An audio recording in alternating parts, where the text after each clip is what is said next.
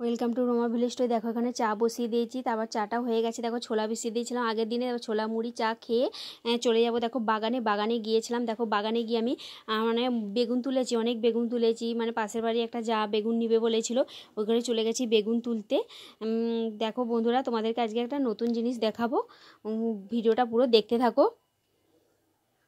দেখো মানে বাড়িতে যে মানে কল এসেছে সেটা দেখায়, মানে কাজ হচ্ছিলো, দাদাভাই কাজ করছিলো, দেখেছিল। এই পুরো কাজটাই করেছে এখানেই চাতালটা। তারপর কল এসে গেছে, আর বাইরে জল আনতে যেতে হবে না, এখানেই সব ব্যবহার করব।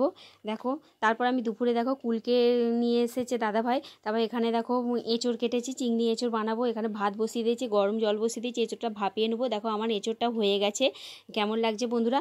তারপর দেখো আমি কুলকেটাকে কুচিয়ে বেটে নেবো, কাঁচা লঙ্কা একটা আর রসুন দিয়ে বেটে নেবো। বাটা হয়ে গেছে। দেখো ওর মধ্যে দিয়ে দিচ্ছি আমি একটু সর্ষের তেল, তারপরে দিয়ে দেবো দেখো একটু সামান্য একটু হলুদ গুঁড়ো, তারপরে ওর মধ্যে দিয়ে দেবো একটু স্বাদ অনুযায়ী লবণ। মানে এটা কুলকের চাটনি বানাবো। তোমরা ধনেপাতার চাটনি দেখেছিলাম, এই আজকে দেখাচ্ছি কুলকের চাটনি।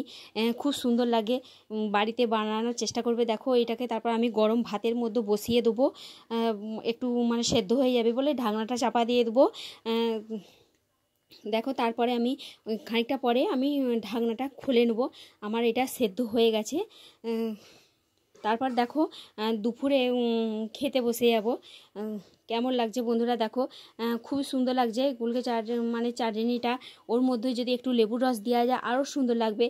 বাড়িতে আজকে লেবু ছিল না, তাই লেবুর রস দিইনি, নাহলে টক টক নুন নুন ঝাল ঝাল লাগবে। একটা মানে লঙ্কা দেওয়া ছিল তো, ঝাল ঝাল লাগবে, খুব সুন্দর লাগবে এই জিনিসটা। তারপর কুলকে আমাদের শরীরে রক্ত বাড়ায়, কুলকে খেলে খুবই উপকার। তারপর দেখো রাতে আমি বানিয়েছি রুটি আর মাংস। বন্ধুরা কেমন লাগছে, ভালো লাগলে একটা সাবস্ক্রাইব